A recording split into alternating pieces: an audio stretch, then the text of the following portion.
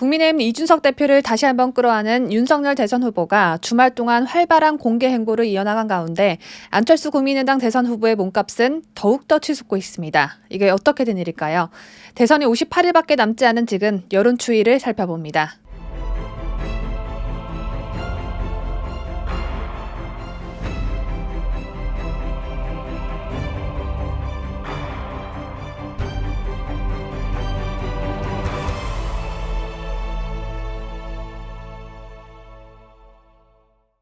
미세먼지가 전국적으로 매우 나쁨 수준을 보이고 있습니다. 구독자 여러분 건강에 특히 더 유의하시길 바라면서 2022년 1월 10일 월요일 뉴스 시작합니다.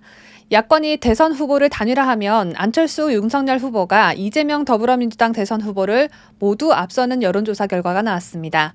이렇게만 들으면 굉장히 좋은 희소식이 아닐 수 없는데 윤석열 후보 입장에서는 고심이 좀 깊어지는 소식이 될 수도 있겠습니다. 야권 단일화가 이뤄질 경우 윤석열 대 이재명은 격차가 크진 않지만 반면 안철수 국민의당 후보로 단일화 때는 이재명과의 격차가 두 자릿수로 벌어졌습니다. 윤석열 국민의힘 후보가 이준석과 지지고 복구하는 사이에 안철수 후보가 약진하면서 야권 단일화 요구가 더욱 강해질 것으로 전망됩니다.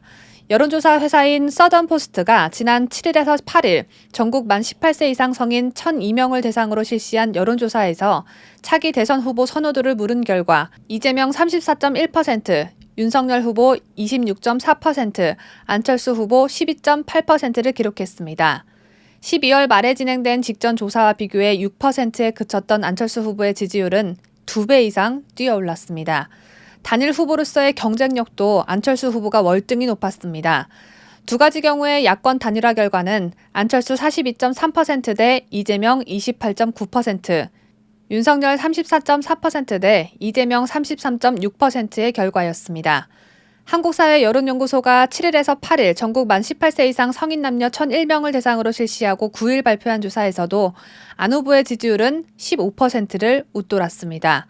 한국갤럽 조사에 이어 마의 15%라고 불리는 지점을 넘은 것인데 한 달 전과 비교하면 10.5%포인트 오른 수치입니다. 대선이 2달도 안 남았는데 앞으로 한 달간 안철수 후보의 지지율이 지난 한 달처럼 10%가 오르지 않는다는 보장은 없습니다. 방금 제가 한 말이 오늘 전해드리는 뉴스에서 중점이 되는 부분인데요.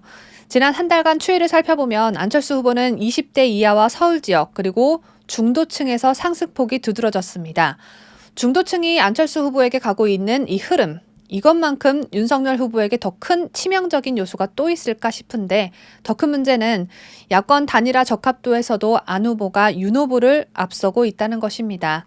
한국사회여론연구소의 단일화 적합도 여론조사에서 안철수 후보는 윤 후보보다 1.8% 앞서는 결과가 나왔는데 안철수 후보와 왼수지간인 이준석은 이 현상을 뭐라고 평가할지 참 궁금해집니다.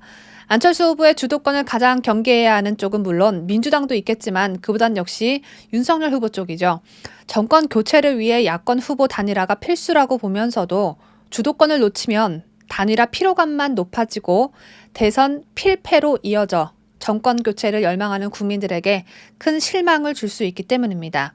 이런 와중에 이태규 국민의당 총괄선대본부장은 안철수, 윤석열 공동정부 구상에 대해 한 언론과의 인터뷰에서 전혀 검토하지 않고 있다고 일축했습니다. 이렇게 야권 단일화 주도권 다툼은 이미 시작됐습니다. 윤석열 후보가 검찰총장 시절과 같은 리더십을 회복해서 현재 안철수 후보의 바람을 미풍에 그치게 만들지 앞으로 설 명절까지 3주 동안 절체절명의 진검승부가 펼쳐질 것으로 전망됩니다. 제가 지금 전해드린 여론조사는 9일이었던 어제 나온 결과이고요. 오늘 나온 여론조사 이어서 전해드립니다. 오마이뉴스가 리얼미터에 의뢰한 조사여서 신뢰도가 높지 않기 때문에 약간의 참고만 해주시면 되겠는데요.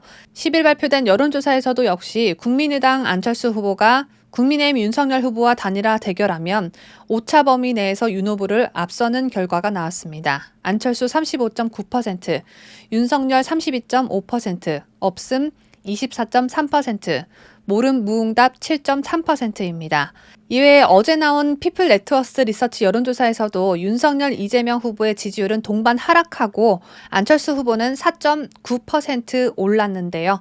호감도에서도 가장 높은 점수를 받고 있는 안철수 후보가 도덕성 면에서 리스크가 가장 적은 만큼 윤석열 후보의 앞으로의 전략이 더욱 중요해 보입니다.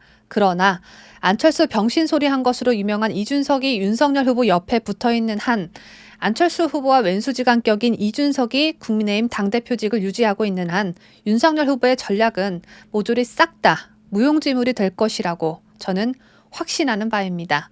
오늘 소식은 여기까지입니다. 저는 잠시 후에 또 다른 소식을 들고 찾아뵙겠습니다. 끝까지 시청해주신 여러분 대단히 고맙습니다.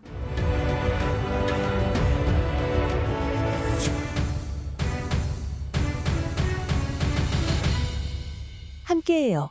뉴스 데일리 베스트.